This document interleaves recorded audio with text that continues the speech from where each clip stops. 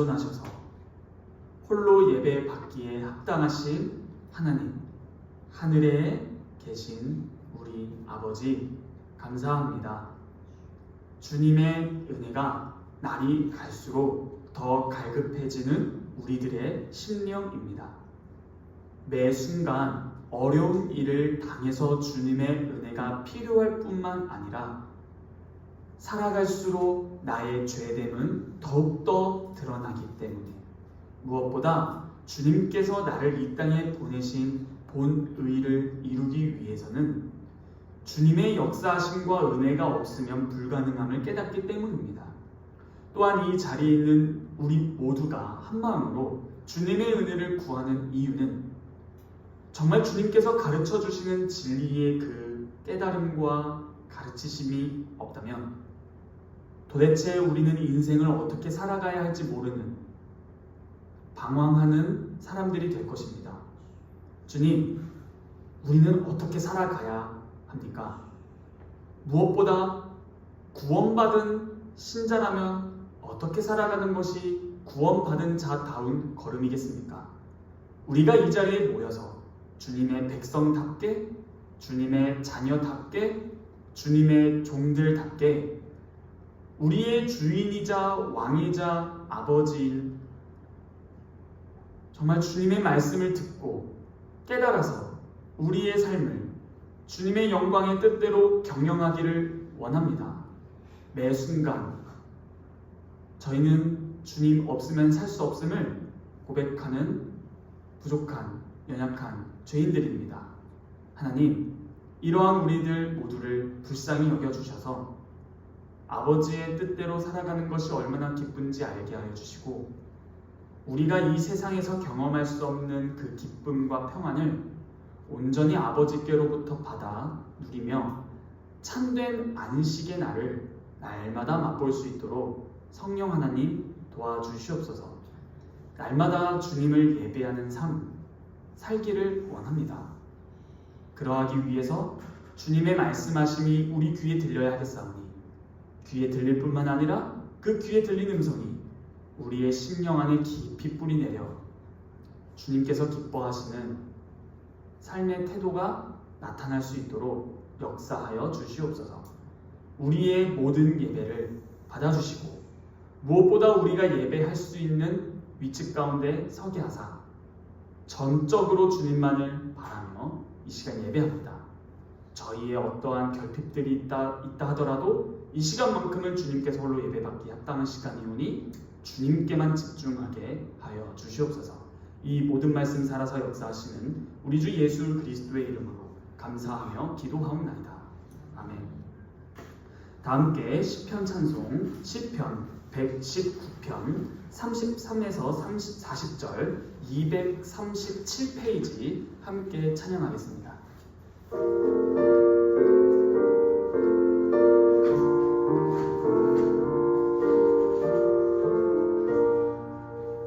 주여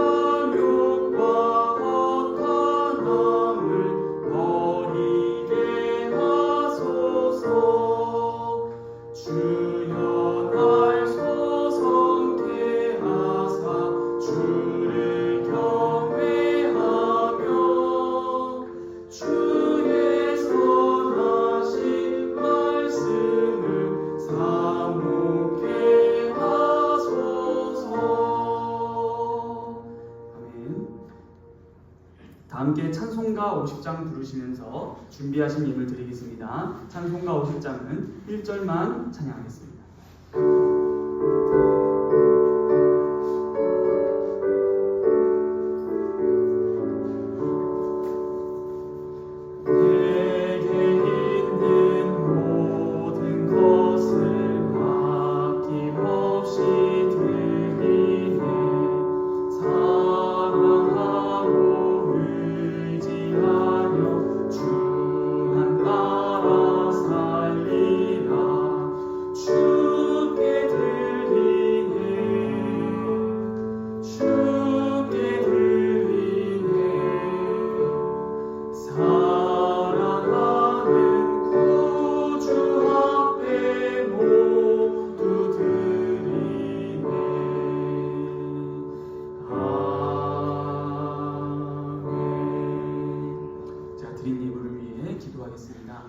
하나님 아버지 감사합니다.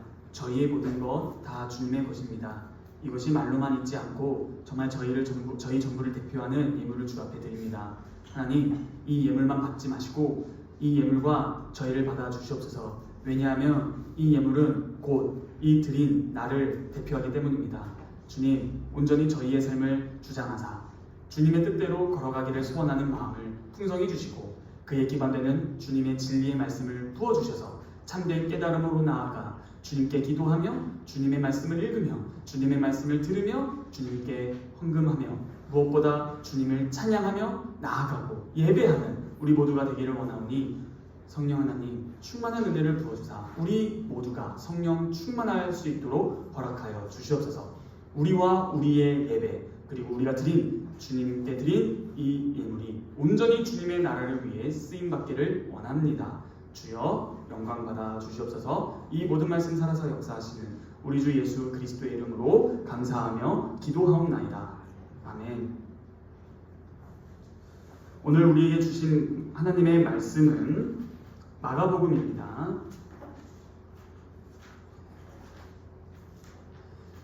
하나님께서 오늘 우리에게 주신 말씀은 마가복음 4장 1절로 12절과 구약 성경 이사야서 6장 1절로 13절입니다.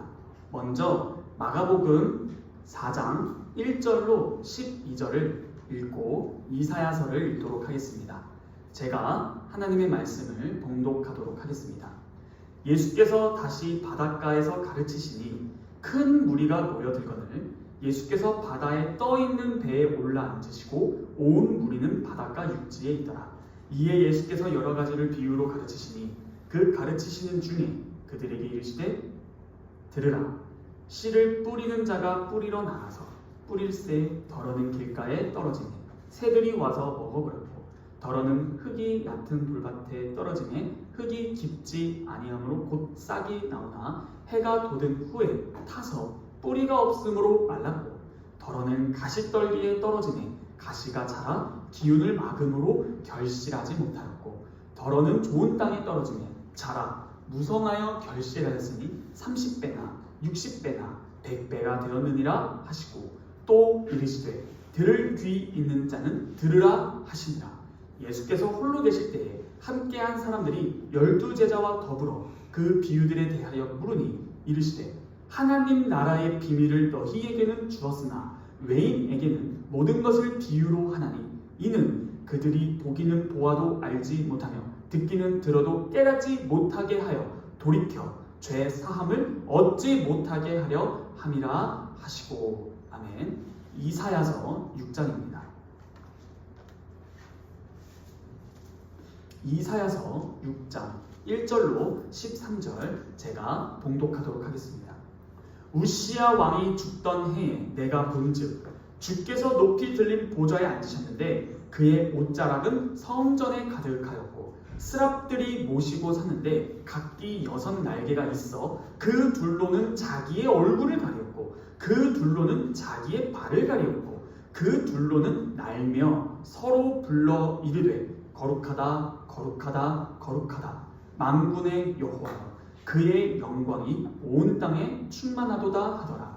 이같이 화답하는 자의 소리로 말미암아 문지방의 터가 요동하며 성전의 연기가 충만한지라. 그때에 내가 말하되 화로다 나여 망하게 되었도다. 나는 입술이 부정한 사람이요 나는 입술이 부정한 백성 중에 거주하면서 만군의 여호와이신 왕을 배웠음이로다 하였더라. 그때에 그 스랍 중에 하나가 부젓가락으로 제단에서 집은 바 핀 숯을 손에 가지고 내게로 날아와서 그것을 내 입술에 대며 이르되 보라 이것이 내 입에 닿았으니 내 악이 제하여졌고 내 죄가 사하여졌느니라 하더라.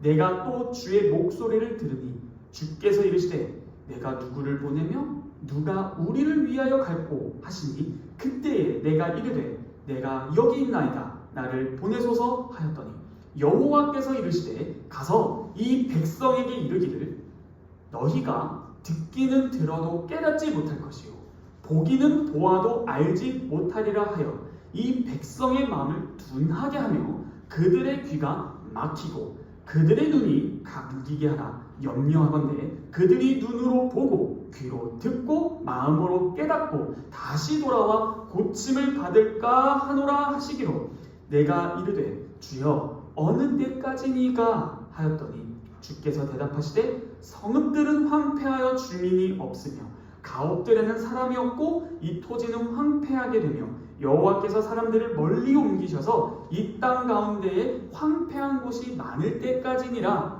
그 중에 10분의 1이 아직 남아있을지라도 이것도 황폐하게 될 것이나 밤나무와 상수리 나무가 배임을 당하여도 그 그루터기는 남아있는 것 같이 거룩한 씨가 이 땅의 그루터기니라 하시더라. 아멘. 우리는 현재 마가복음 연속 강해, 즉 마가복음 1장 1절부터 마지막 장절까지 읽어 나아가는 중에 우리는 지금 마가복음 4장 씨 뿌리는 비유에 도달한 것입니다. 오늘 씨 뿌리는 비유를 이해하기 전에 저번 주에도 한번 했는데요. 오늘의 핵심 구절은 사실 마가복음 4장 12절입니다. 오늘은 예수님의 평가를 다룰 것인데요. 예수님께서 씨 뿌리는 비유를 해석하기 전에 이 말씀을 해야 할 줄로 알아 준비했습니다. 먼저 씨 뿌리는 비유를 이해하기에 필요한 것은 문맥입니다.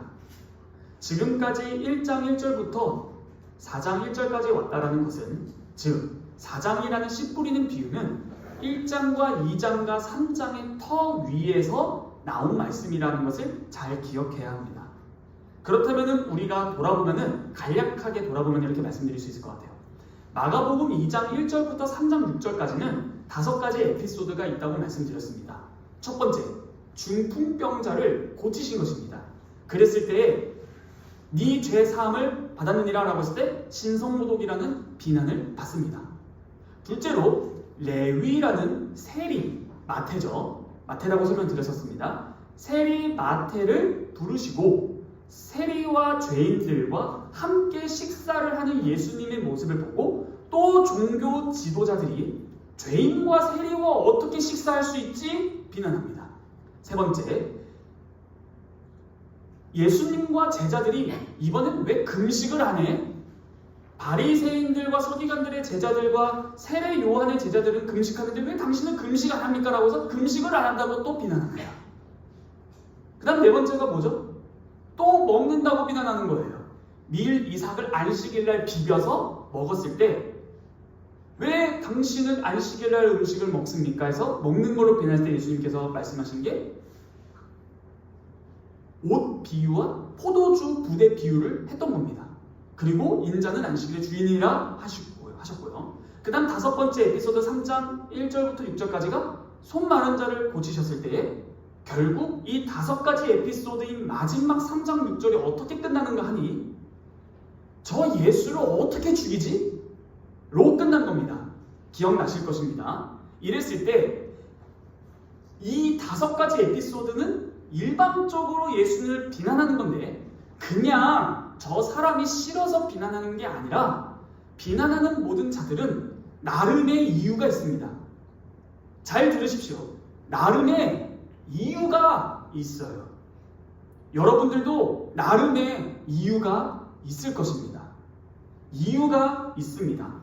표면적으로 보면은 하물며 3장 7절 이후로 4장 전까지는 하물며 형제, 부모조차도, 즉 마리아와 예수님의 친동생들과 누이들마저도 예수님을 향해 미쳤다라고 합니다. 근데 이것은 이미 사람들의 평가를 들은 결과로서 예수님을 빼오려고 하는 것이죠. 그러므로 지금 상황이 어떻게 되는가 하니 예수님께서는 많은 병자와 귀신들을 지금까지 고쳐왔는데 점점 큰 무리들이 몰려오더니 결국에는 배를 준비할 지경까지 갔었던 것이고, 오늘 본문에는 극대화된 최상급 표현 헬라어를 사용함으로써 아주 극도로 심한 무리가 밀려와서 그 자리에 있을 수 없어서 배에 올라 이제 비유를 하시는 것입니다. 예수님을 비난한 배경을 보면 다 나름의 이유가 있다고 했습니다만 사실은 본질적으로 접근하면 그 배후에는 그 악한 자인 사탄 마귀가 예수님을 반대하는 것입니다. 고로 디모데전서 4장 1절에는 말세에 많은 사람들이 귀신의 가르침을 받을 것이다 라고 말하고 있습니다. 실제로 귀신은 가르칩니다. 귀신은 가르치고 있습니다.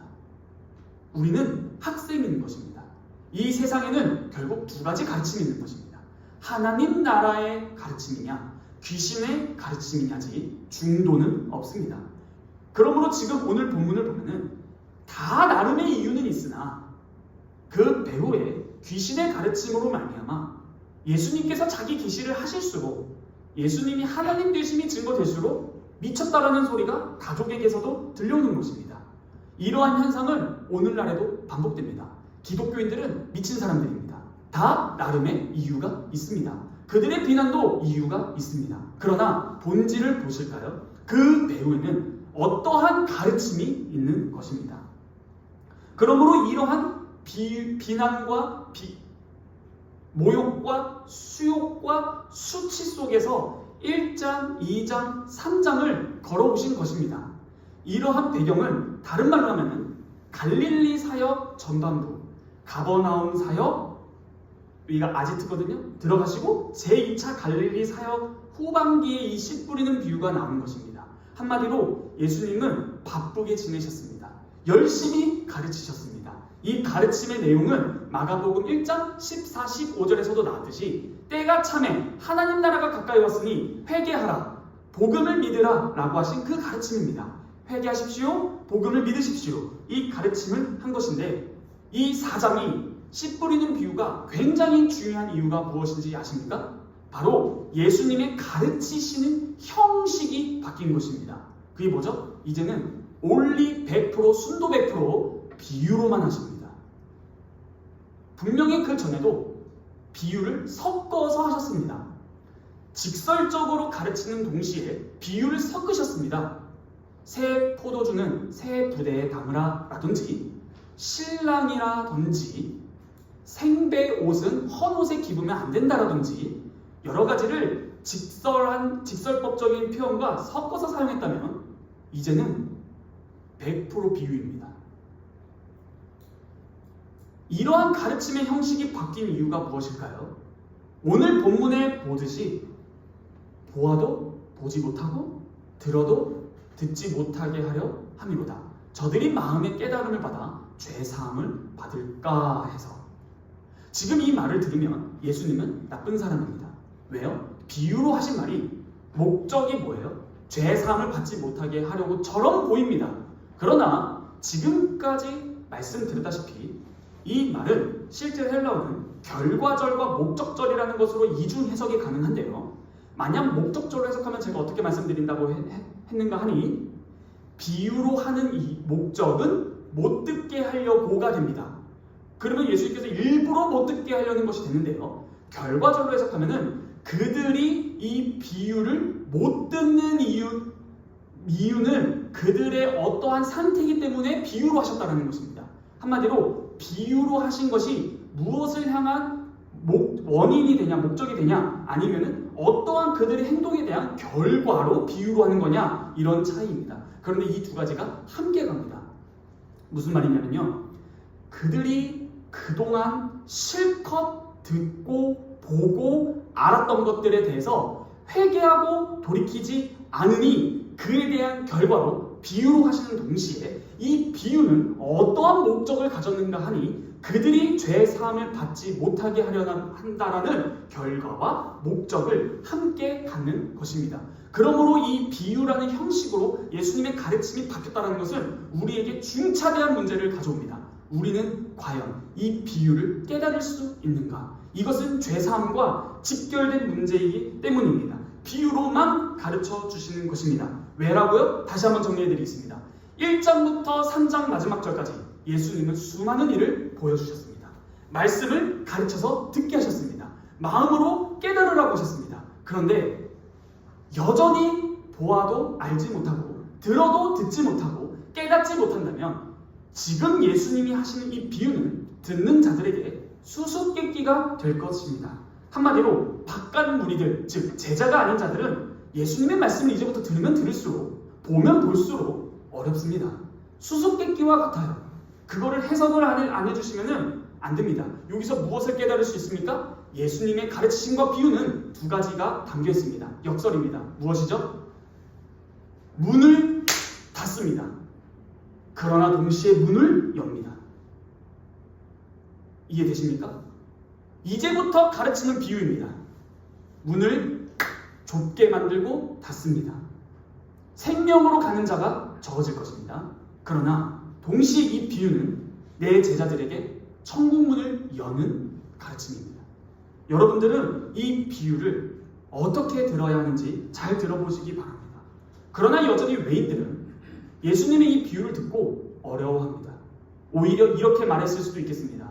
아, 저 예수, 아니 병 고치고 귀신 쫓아낸다고 하길래, 즉 나의 어떤 생활상 유익을 준다고 해서 찾아왔는데, 먼 거리 왔는데 뭐야 비유를 해버리네. 인기 많다더니 결국 왔더니 시시한 농사 이야기나 하고 있구나.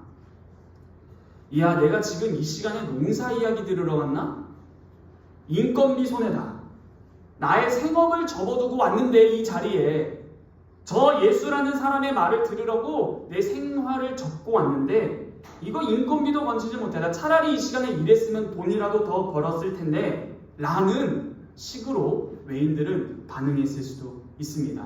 여러분들, 이 말씀을 듣고 어떠신가요? 예수님의 말씀을 들었을 때 나의 삶의 변화가 없다면, 혹은 내가 원하는 그 말씀이 안 울렸을 때 차라리 이 시간에 이라면 우리는 예수님의 비유를 못 듣는 바깥 외인들과 비슷할 것입니다. 그러나 분명히 이 비유의 형식은 또 천국문을 연다고 했습니다. 이 비유의 뜻을 깨달으면 이 평범한 이야기 속에서 하나님 나라의 심오한 도리를 알게 될 것입니다.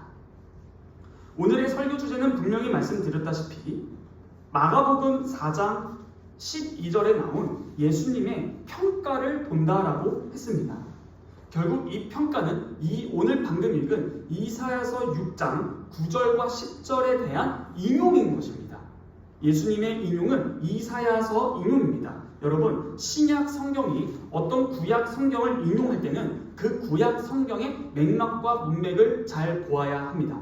실제로 이사야서 6장 시작을 유다 왕국의 왕 우시야가 죽던 해에 이사야가 하나님께로부터 소명, 호출을 받는 사건을 기록합니다. 하나님께서는 자신의 영광을 보여주시고 이사야의 죄를 사해 주십니다. 여기서 무엇을 하나 알 수 있나요? 바로 하나님의 영광을 깨닫고 자신의 죄됨을 깨닫는 것, 즉 하나님을 알고 인간을 아는 것이 모든 것의 기초적인 지식입니다. 하나님의 영광을 깨닫는 자는 동시에 자신이 비참한 죄인임을 깨닫고 고백할 수밖에 없는 것입니다. 즉 이 두 가지는 함께 갑니다. 하나님을 아는 지식과 인간을 아는 지식은 항상 동행하는 단짝 친구입니다. 그러므로 여러분들이 하나님을 아셨다라고 말을 한다면 실컷 많이 하나님의 말씀을 들었다고 할지라도 여러분들 본인이 예수 그리스도가 꼭 필요한 죄인인 것을 인지하지 못한다면 그 하나님을 아는 지식은 지식이 아니라 당장의 쓰레기통에 들어갈 하나의 휴지 조각일 것입니다. 그러므로 이사야가 소명을 받기 전에 죄를 깨닫고 하나님의 영광을 본 것처럼 여러분들도 이 절차를 밟아야 할 것입니다. 그러므로 이사야의 이러한 개인적 경험은 모든 이들에게 우리에게 교훈을 줍니다. 나는 지금 하나님의 영광을 바르게 알고 있는가? 나는 죄 사함을 받은 죄인인가? 입니다. 먼저 이 이사야서 6장 9절과 10절을 인용한 예수님의 말씀을 알기 위해서는 이사야서의 배경을 알아야 하는데요. 지금 이 이사야서의 배경은 매우 심각합니다. 정치적 상황, 종교적 상황, 백성들의 상태가 다 심각합니다. 정치적 상황은 이미 남과 북이 갈린 우리 대한민국 한반도와 같은 것 같습니다. 북이스라엘과 남유다로 갈렸는데 정치적 상황이 얼마나 심각하냐면 북이스라엘이 이방 아람과 동맹하여 남유다를 침공하려 하는 것입니다. 자신의 동맹은 동맹은 아니고 다 이제 분열된 국가에서 침공하려는 것이죠. 그런데 남유다도 아시리아라는 아수르 제국의 위협 속에서 정치적으로 흔들리고 있습니다. 더군다나 이거 완전 대한민국이랑 똑같진 않지만 왕도 죽었습니다. 대통령이 없어요. 지금 대한민국은. 정치적으로도 혼란스러운 상황입니다. 그런데 종교적 상황은 더 심각합니다. 1장부터 보시면은 이 남유다 백성들이 제사를 엄청 많이 하는데 하나님께서 그걸 거부하십니다. 내 마당 그만 밟고 피비린내 내가 견디기가 힘들다. 너희들이 제사는 실컷 하는데 내가 그 제사를 받을 수 없다. 이렇게 말씀하시면서 외형적으로는 당시의 예배가 흥얼하고 이루어지지만 내면은 항상 형식주의, 우상숭배, 도덕적 타락으로 가득했던 것입니다. 제사와 제도는 살아있습니다. 예배 참석 잘합니다. 그러나 내면은 형식주의에 물들어 있고 우상숭배에 빠져 있으며 도덕적으로 타락의 극치를 달리고 있는 것입니다. 이게 바로 하나님 나라의 정의와 공의가 무너진 것입니다. 백성들의 상태는 어떨까요? 하나님의 말씀을 외면합니다. 자기의 길을 고집합니다. 완고합니다. 그러므로 눈이 있어도 보지 못하고 귀가 있어도 듣지 못하는 영적 무감각한 상태에 있는 것입니다. 이러한 상태에서 이사야가 호출을 받는 것입니다. 이사야의 사명은 사실 이사야에게는 죄송하지만 고뇌요, 고난이요, 피하고 싶은 길일 것입니다. 왜일까요? 이사야의 사명은 다음과 같기 때문입니다. 이사야서 6장 9절과 10절입니다. 제가 한번 읽어보도록 하겠습니다. 여호와께서 이르시되 가서 이 백성에게 이르기를 너희가 듣기는 들어도 깨닫지 못할 것이요 보기는 보아도 알지 못하리라 하여 이 백성의 마음을 둔하게 하고 그들의 귀가 막히고 그들의 눈이 감기게 하라. 염려하건대 그들이 눈으로 보고 귀로 듣고 마음으로 깨닫고 다시 돌아와 고침을 받을까 하노라 하시기로. 지금 이사야의 사명은 무엇입니까? 자신의 메시지를 듣는 사람들이 듣지 못하고 보지 못하게 할 것이라는 것입니다. 자신이 복음을 전했더니 그 복음을 전함으로 말미암아 오히려 그들의 귀가 막히고 눈이 감길 것이라는 것입니다. 여러분, 이사야가 끔찍한 고통과 고난을 받았죠. 여러분, 히브리서 11장은 무슨 장입니까?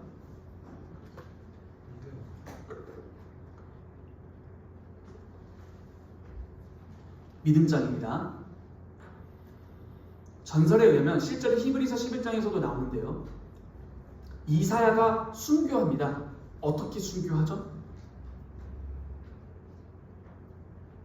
이사야를 사람들이 어떻게 죽일까요? 선지자를.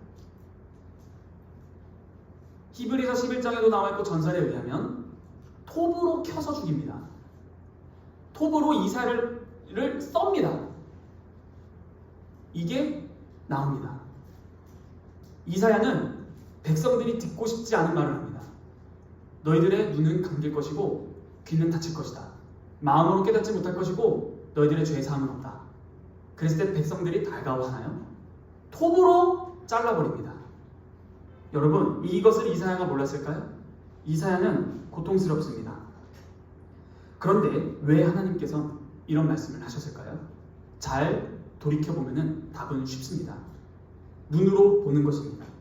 시내산에서부터 이사야 시대까지 눈으로 하나님의 영광을 셀 수 없을 정도로 하나님은 보여주셨습니다. 홍해를 가르셨습니다. 시내산에 임재하신 것을 보았습니다.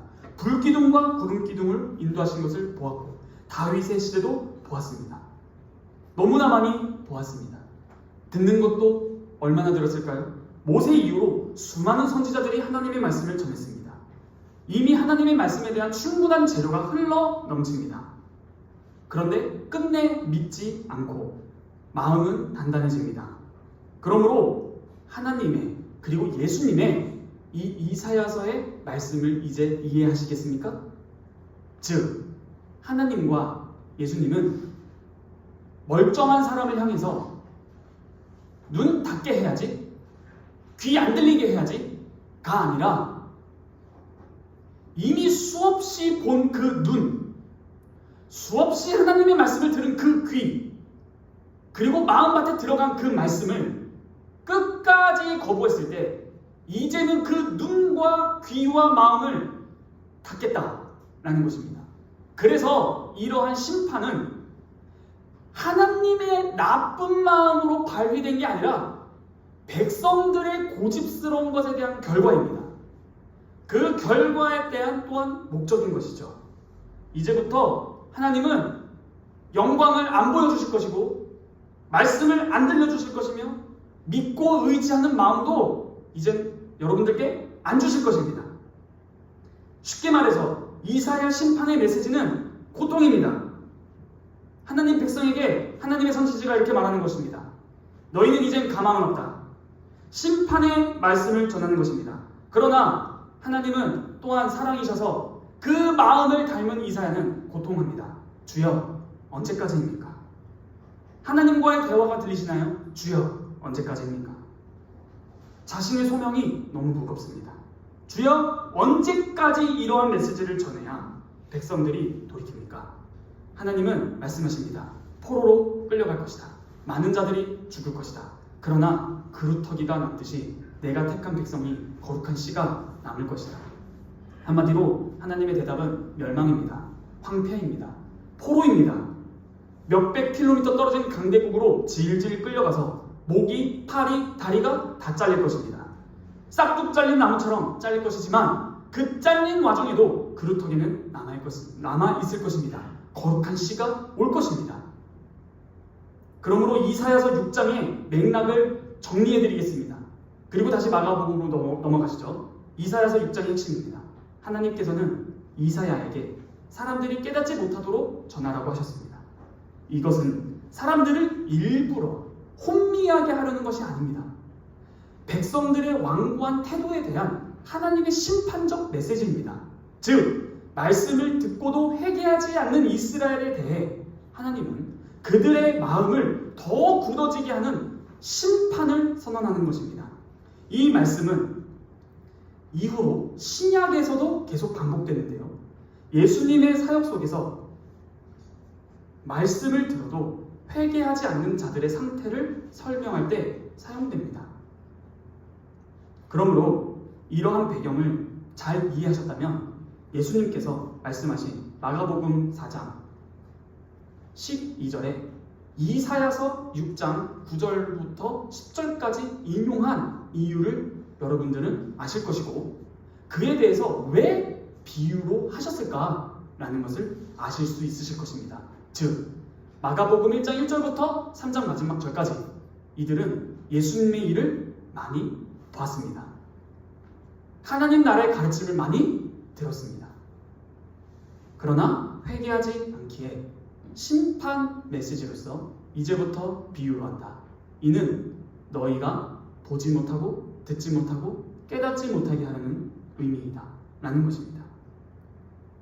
한마디로 이사야서와 이사야서 당시 배경과 배경적 상황과 예수님 시대의 배경적 상황이 동일하다는 것입니다. 신약 시대로부터 약 2700년, 오늘로부터 2700년 전 이사야 시대, 그리고 지금으로부터 2000년 전 예수님 시대, 그리고 오늘 시대, 이사야, 예수, 오늘 똑같습니다. 즉 구약 말씀이 신약에 그대로 인용된다는 사실은요, 그 시대의 증상과 동일하다라는 판결인 것입니다.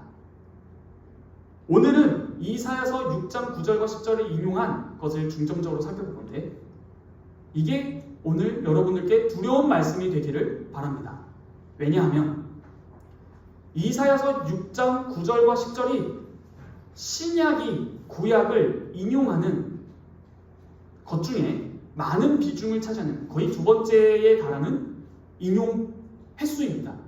말이 어렵죠? 쉽게 말해서 신약 성경이 구약 성경을 인용을 할 때 가장 많이 인용하는 것 중에 2위라는 것입니다. 근데 이게 어디에 인용되는가 하니 4복음서에는 다 인용됩니다. 마막, 룩, 요. 그 다음 사도행전에서도 인용됩니다. 그 다음 로마서에서도 인용됩니다. 이것을 간략하게 살펴보고 마무리할 텐데, 이것을 통해서 여러분들이 잘 깨닫기를 바랍니다. 오늘 읽은 마가복음 4장에서도 이사야서 6장이 인용됐고요. 마태복음 13장, 누가복음 8장의 비유로 말씀하시는 이유에서도 이 공간복음 마막, 룩에서 이사야서가 인용되는데요. 이것은 무슨 뜻이라고 했죠? 당시 이사야 시대나 예수님의 시대나 사람들의 듣는 상태가 같다라는 것입니다. 지금 이 씨 뿌리는 비유를 하실 즈음은 2차 갈릴리 사역 마무리 때입니다. 한마디로 예수님께서 사역 어느 정도를 중간 결산하시는 때에 그 중간 결산의 마무리 말이 이사야서 인용이다라는 것이에요. 이게 마막, 룩, 공관복음에서 인용된 이사야서입니다. 그런데 요한복음에서도 예수님께서 이 말을 인용하십니다.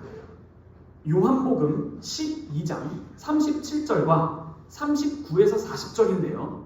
이 요한복음 12장 배경은 놀랍게도 예수님께서 잡혀 돌아가시는 마지막 주간입니다. 화요일쯤 됐을까요? 한마디로 공생의 모든 3년 반의 시간을 결산하는 것입니다.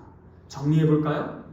예수님의 첫 사역부터 마지막 사역 때까지를 두 부분으로 나눴을 때 공생의 전반부 마무리 중간고사 결과 평가지가 F입니다. 보지 못하고 듣지 못하고 깨닫지 못한다. 그리고 요한복음 12장은 모든 공생의 마무리 기말고사 평가 끝난 것입니다. F입니다. 보지 못하고 듣지 못한다.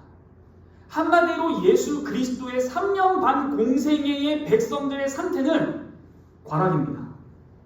즉 이사야서 6장이 인용되는 사복음서는 예수님의 갈릴리 사역 중간 결산, 예수님의 공생의 3년 반 모든 사역 결산에 대한 평가입니다.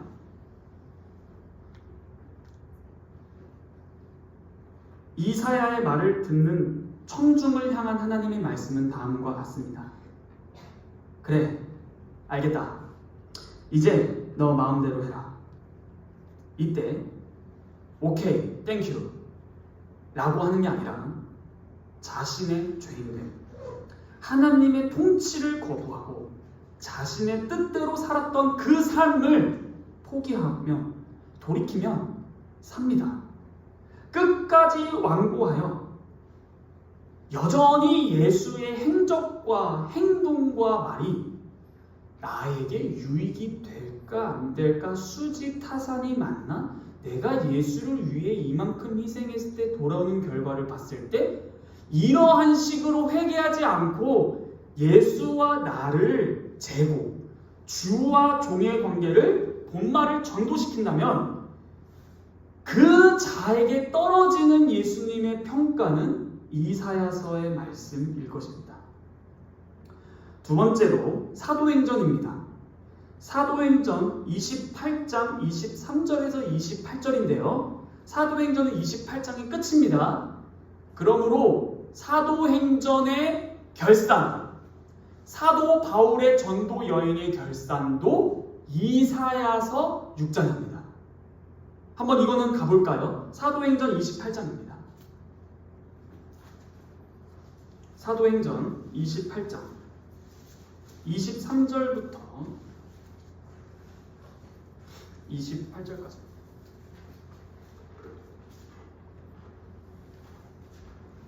잘 들어보십시오. 23절부터입니다. 그들이 날짜를 정하고 그가, 바울이죠, 유숙하는 집에 많이 오니 바울이 아침부터 저녁까지 강론하여 하나님의 나라를 증언하고 모세의 율법과 선지자의 말을 가지고 예수에 대하여 권하더라. 그 말을 믿는 사람도 있고 믿지 아니하는 사람도 있어 서로 맞지 아니하여 흩어질 때 바울이 한 말로 이르되 성령이 선지자 이사야를 통하여 너희 조상들에게 말씀하신 것이 옳도다. 일러스되 이 백성에게 가서 말하기를 너희가 듣기는 들어도 도무지 깨닫지 못하며 보기는 보아도 도무지 알지 못하는도다. 이 백성들의 마음이 우둔하여져서 그 귀로는 둔하게 듣고 그 눈은 감았으니 이는 눈으로 보고 귀로 듣고 마음으로 깨달아 돌아오면 내가 고쳐줄까 함이라 하였으니 그런즉 하나님의 이 구원이 이방인에게로 보내어진 줄 알라. 그들은 그것을 들으리라 하더라. 아멘. 지금 이 사도행전 28장 배경은요, 22절 전의 것들을 23절 전을 안 읽었는데 간략하게 말씀드리면 사도 바울이 로마로 가지 않습니까? 그때 왜 가죠? 죄인의 신분으로 가는 것입니다. 친히 로마 카이사르 황제에게 상소했기 때문이에요. 그래서 당시 로마 재판관들은 어리석게 봅니다. 굳이 거기까지 갈 필요 없는데, 너 죄 이미 사함을 받았고 뭐 없는데, 근데 굳이 항소해서 나 로마 시민권자인데 너희들이 나 함부로 대한 거에 대해서 나 황제한테 갈 거야 라고 해서 가는 길에 별의별 사건 다 겪으죠. 배 파손되고 독사에 물렸는데 살아서 뭐 신인이 어쩌니 했는데, 여튼 그 이후로 사흘 후에 로마에 도착하는데 당시에 감옥에 갇힌데, 여러분 성경에 나온 감옥은 다 똑같은 감옥이 아니라 지금 이 상황은 가택연금입니다. 가택연금이 뭐죠? 그냥 일반 말 그대로 집에 잠시 대기하고 있는 거예요. 죄인의 신분으로 가택연금을 당한 건데, 이때는 다른 외부인들이 들락날락이 가능해요. 들락날락이. 그러니까 여러분들이 생각하는 그 땅속 깊은 철장 감옥이 아니라 가택연금이기 때문에, 그래서 들락날락이 가능한데, 이때 사도 바울이 고위층 유대인들을 초대하는 겁니다. 고위층, 로마에 살고 있는 고위층 유대인들을 자신의 이 가택연금 집에 초대해요. 그래서 그들이 많이 옵니다. 그런데 뭐예요? 하루 종일 복음 설교합니다. 아침부터 저녁까지. 근데 이들은 이 내용을 처음 듣습니다. 그러니까 처음 듣는 거예요. 이게 중요합니다. 처음 들어요. 그런데 유대인들이 누구는 맞는데? 누구는 말도 안 되는데? 이렇게 해서 안 맞아서 흩어집니다. 자, 이들이 고위층 유대인들이 복음을 얼마나 들었다고요? 하루. 그런데 안 믿고 가는 사람들을 향해서 뭐라 말하는 거예요? 이사야서를 인용하는 겁니다. 사도의 설교의 맹점은 명확해요. 하나님 나라와 예수입니다. 그거를 전했는데 안 믿고 갈 때 다음 주에 한 번 더 해야지가 아니라 너희들은 끝났다 이겁니다. 지금 이게 뭐예요? 여러분들, 복음을 듣는다는 건요, 자신이 하나님 앞에서 책임을 진다라는 의미입니다. 복음을 들었다라는 사실은 양의 다과를 따지지 않습니다. 저는 이런 말이 안 된다라는 거예요. 듣긴 들었는데 하루 들었는데요. 저는 흔히 모태신앙으로라는 이름 하에 30년, 40년, 50년 들었습니다가 다르지 않다는 겁니다. 복음을 들은 자는 하나님 앞에 신적인 책임을 지는 것입니다. 이게 무슨 말을 의미할까요? 여러분, 예배와 설교는 사도 바울이 복음을 강설한 것이나 오늘날 하나님의 말씀이 선포되는 예배와 설교는 하나님과의 만남입니다. 그렇다면 여러분들은 안타깝네, 이러나 저러나 책임을 지는 상태로 확 상승된 거예요. 여러분들은 이제 한 번 들었니, 많이 들었니, 깊게 들었니, 얕게 들었니와 아니라 들었다라는 그 사실 때문에 책임을 진다라는 것으로 가버렸다라는 것이에요. 이젠 여러분들은 신분이 바뀌었습니다. 책임자입니다. 분명히 사도는 아침부터 저녁까지 하루 복음을 전했습니다. 근데 그 하루 기회 동안 믿지 않았을 때 인용한 게 이사야서입니다. 이거를 읽었을 때 저는 이런 생각이 한번 들었습니다. 아니, 기회가 너무 없었던 건 아닐까? 그 짧은 시간 안에 좀 풍성한 내용이 없었던 건 아닐까? 너무 얕았나? 너무 깊었나? 하루면은 너무 촉박한 시간 아니었나? 저녁이어서 피곤하진 않았을까? 별의별 생각이 다 들었어요. 그런데 사도의 이 말을 뒤집어서 생각해보니 이런 말이더라고요. 사도가 전하는 복음의 말씀은 단 한 번이라도, 단 하루라도 들었다는 그 사실이 결과와 책임을 가져오더라라는 것이에요. 어떤 결과와 책임이요? 이사야서를 인용했다는 사실, 즉 너희들은 멸망할 것이다 라는 것을 가져와서 복음을 듣지 않는 자들에게 그대로 붙여드립니다. 말씀을 듣는다는 건 하나님 앞에 여러분들이 마주 서는 것이에요. 이것이 아니라면 예배와 설교는 죄송하지만 그냥 인간 행사예요. 지금. 내가 들었다가 괜찮으면 받고 아님 말고, 교수님이 강의를 했을 때 괜찮은 내용을 집중해서 듣고 선택 강의는 좀 덜 들어도 되고, 어차피 선택 강의는 F 안 줄 거니까 그러한 마음으로 왔다가 한번 듣고, 내 상황과 형편이 바쁘지 않으니까 한번 교회 가볼까 듣고, 내 삶이 너무나 바쁘면 오늘은 안 들어도 되고. 그런데 살아계신 하나님의 음성이 들리는 이 시간은 책임을 지는 시간인 것을 오늘 이사야서와 공관복음서, 사복음서, 사도행전이 말하고 있습니다. 이 책임은 영원합니다. 은혜의 시간이기 때문입니다. 그런데 이 유대 고위층들이 들었다라고 하지 않았습니까? 이 유대 고위층들이 이사야서 6장 9절에서 10절의 내용을 몰랐을까요? 당연히 알죠. 자신들의 역사인데요. 6.25 모르는 대한민국 국민은 어디 있습니까? 그런데 중요한 게 뭐예요? 자신들이 알고 있는 이사야서 6장 9절에서 10절은 이스라엘의 멸망의 심판 메시지예요. 근데 그 말이 나에게 적용하고 있다라는 거예요. 저 사도라는 자가. 즉 이스라엘의 운명이 나랑 같다고 이렇게 들었을 것입니다. 그런데 사도 바울이 뭐라 해요? 이방인들은 듣는다고 합니다. 근데 이거 희한한 거 있지 않으세요? 이방인들은 이사야서 6장 9절에서 10절 배경 알까요? 모를까요? 모르겠죠. 여러분들 이방인이에요? 유대인이에요? 알았어요? 몰랐어요? 근데 들어요. 이걸 통해 뭘 할 수 있을까요? 여러분 성경 읽는 거 어려우시죠? 배경 지식이 없어서. 그쵸? 근데 듣습니다. 구원의 소식을 받는데요. 지식이 풍성한 유대인들은 거부했거든요. 아예 지식이 전무한 이방인들은 믿는데요. 이게 놀라운 거 아닙니까? 여러분들도 이방인들인데, 저를 포함해서 여러분 이방인인데 예수의 십자가 부활을 믿는다는 겁니다.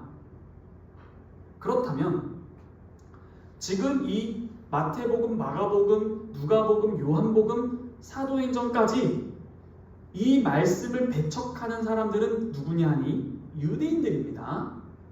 그리고 로마서 9장, 이건 자세하게 말하지 않을게요. 로마서 9장부터 11장까지의 말을 쭉 한 다음에 로마서 11장 8절에서 다시 또 이사야서가 인용이 됩니다. 정리하겠습니다.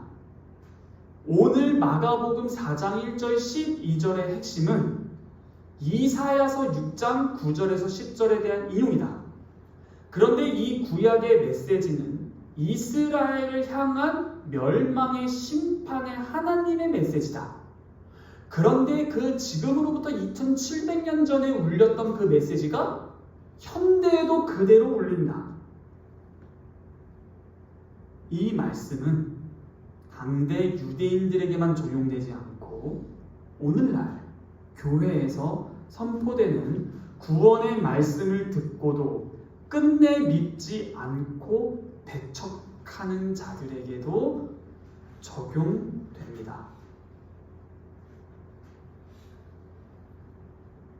이 말을 준비하는 게 제 자신에겐 달갑지 않았습니다. 이 말이 적용되는 청년이 이 자리에 있을까 봐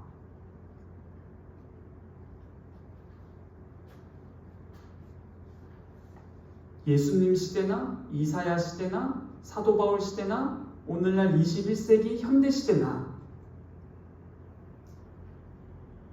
나는 지금까지 봐온 하나님의 일과 말씀, 여러분들은 주일을 얼마나 참여하셨나요? 주일에 예배당에 오셔서 선포되는 하나님의 말씀을 세본다면 몇 번 정도 들으셨나요? 이 말을 씨 뿌리는 비유를 정확하게 깊게 해석하기 전에 말씀드리는 이유는 이 비유를 아무리 해석해도, 즉 하나님의 말씀을 바르게 전해도 열매가 없다면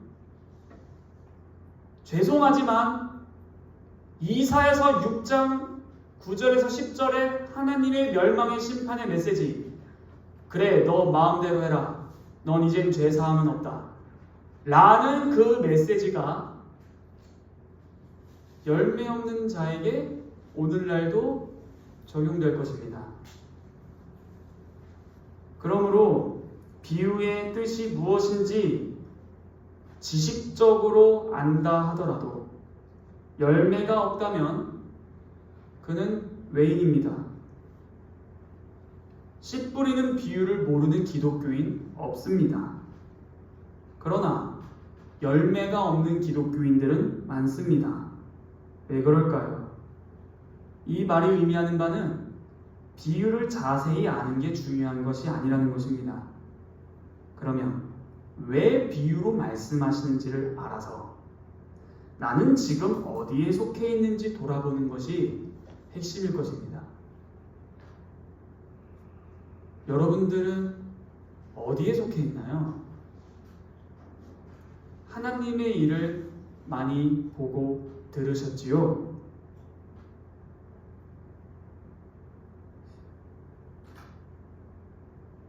회개하셔야 합니다. 회개는 후회가 아니라고 했습니다. 모든 인생은 주님의 것이라는 하나님의 종말론적 통치에 나의 모든 삶을 맡기는 겁니다. 즉, 내가 무엇을 정해서 가는 게 아닙니다. 질문해 볼까요? 여러분들이 선택한 그 선택, 하나님이 하라고 하셔서 하셨나요?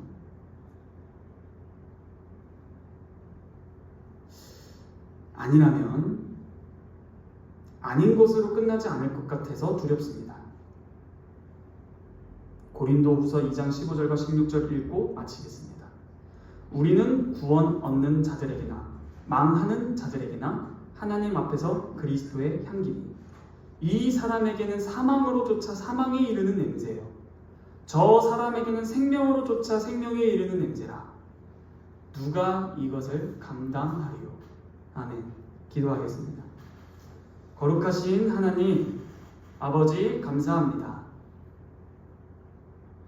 저희가 하나님의 말씀을 적게 들은 게 아닙니다. 많이 들어왔습니다. 그러므로 열매를 맺어야 할 것입니다. 주님, 저희를 불쌍히 여겨주셔서 지식적으로 많이 알고 싶다라는 그 유혹으로부터 떨치고 정말 주님께서 나에게 요구하시는 것이 무엇인지를 갈망하고 내가 지금 이 자리에 서 있는 존재의 의미를 돌아보며 나는 이제 어떻게 살아야 할까? 우리의 인생은 우리를 기다려주지 않더라라는 사실도 생각해 볼 때 얼마 남지 않은 이 인생, 결국 이사야서 6장 9절에서 10절이 우리에게 성취되거나 아니면 그와 반대로 죄 사함을 얻어 하나님과 영원토록 교제하거나 둘 중 하나일 것입니다. 이것은 장난이란 것이 아니라 그리고 남의 일이 아니라 나의 일, 나의 영혼의 문제입니다. 그러므로 주님, 이 자리에 있는 모든 자들을 불쌍히 여겨주셔서 주의 말씀에 귀를 기울일 수 있도록 허락하시고 주께서 요구하시는 열매를 맺을 수 있도록 그 길을 걸어갈 수 있는 담대함 또한 허락하여 주시옵소서.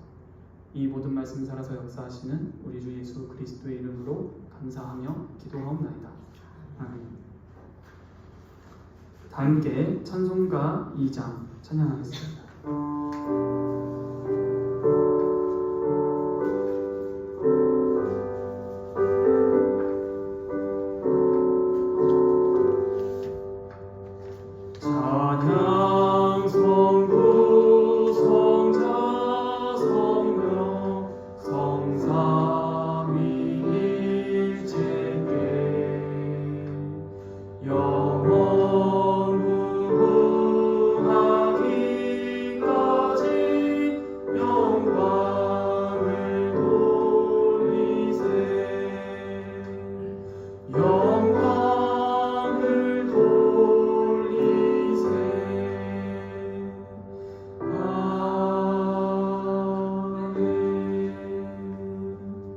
함께 주님께서 가르쳐주신 기도로 기도하며 예배를 마치겠습니다.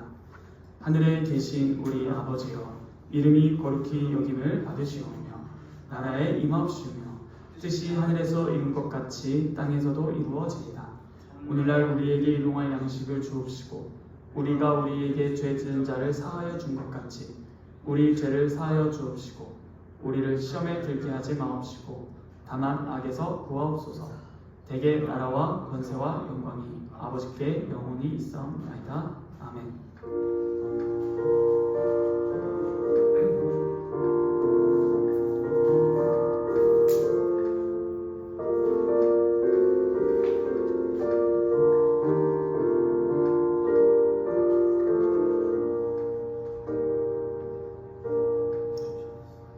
네, 짧은 광고 드리겠습니다. 예배와 모임은 항상 11시 본 예배 후 12시부터 1시까지 식사하고 1시부터 1시 반에서 40분 정도까지 웨스트민스터 소일응답을 진행합니다. 그리고 천일부 예배는 2시부터 계속 베스트 프라자 5층 여기에서 진행되고 있습니다. 오늘은 마지막 주라서 강홍 집사님 댁에 가서 함께 식사하고 교제하는 날입니다. 그러므로 오늘은 따로 예배 후 교제나 성경 공부는 없습니다. 그리고 지금 현재 청년부 성경 통독이 진행 중인데요. 끝까지 힘내고 잘 참여해 주시기를 바랍니다. 저도 고민이 많아요. 단순히 성경을 읽으라 라는 그 말이 그렇게 큰 효과 없음을 알기 때문인데요. 여러 가지 이유가 있겠으나 그래도 읽는 것은 변치 아니하는 것인데 어떻게 하면 더 쉽게 잘 이해하면서 읽을지 고민 중에 있습니다.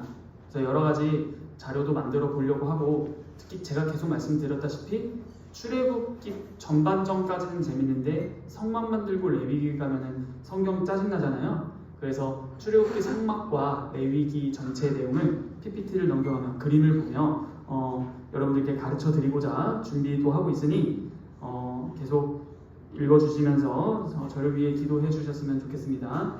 또한 내일부터 제가 공지 미리 드린 것과 같이 저번 주에 많은 청년들이 참석 못했지만 남은 청년들끼리 얘기를 하다가 현재 청년부에 직장인들이 많죠. 그리고 살아가면서 어떠한 직업을 선택할까에 대한 고민도 많겠고요. 그래서 제가 여기 부임하고 나서 첫 번째로 가르쳐드린 게 이제 성경이 말하는 혼인, 결혼이 무엇인가, 성경적 연애와 결혼에 대해서 드렸고, 이후로 여러분들의 실질적인 생활에 도움이 되는 것이 무엇이 있을까 고민을 하고 있었던 와중에 내일부터 청년부 단톡방에 성경적 헌금에 대해서 이제 가르쳐드립니다. 근데 이는 따로 여러분들이 시간을 내실 필요는 없고요.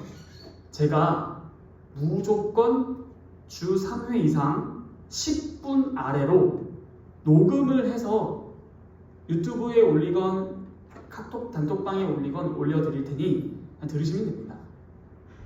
왜 헌금이냐?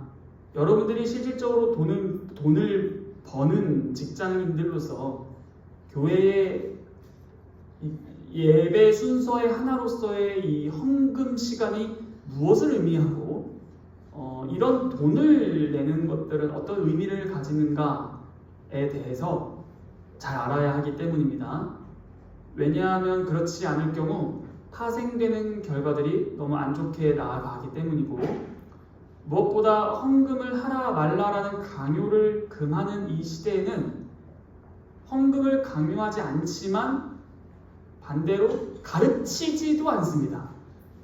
그래서 강요하지 않는다라는 것이 가르치지 않는 걸로 가버린 작금의 사태를 봤을 때 제가 짧게나마 계속 녹음을 해서 올려드리려고 하오니 잘 들어주시기를 바라고, 또 그리고 오늘 또 오랜만에 이식자매님 오셨고 계속 이제 잘 참여 이제 해주신다고 하셔서 너무 환영합니다 라는 박수 한번 환영합니다.